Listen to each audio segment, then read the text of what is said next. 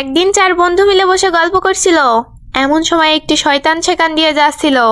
ওই চার বন্ধুকে দেখে শয়তান একটি ঘোড়া হয়ে তাদের সামনে আসে, তাদেরকে ফাঁদে ফেলবে বলে চিন্তা করে। তখন চার বন্ধু ঘোড়াটাকে দেখে তারা চারজন ঘোড়ায় উঠবে বলে সিদ্ধান্ত নেয়।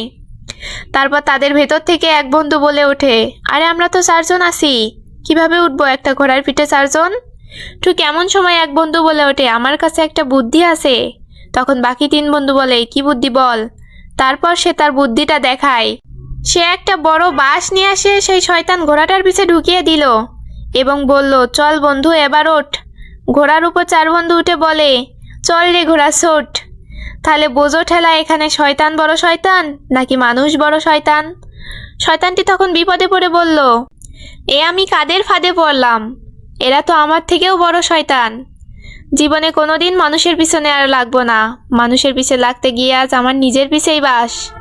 তাহলে বলুন, শয়তান কে, ঘোড়া নাকি মানুষ?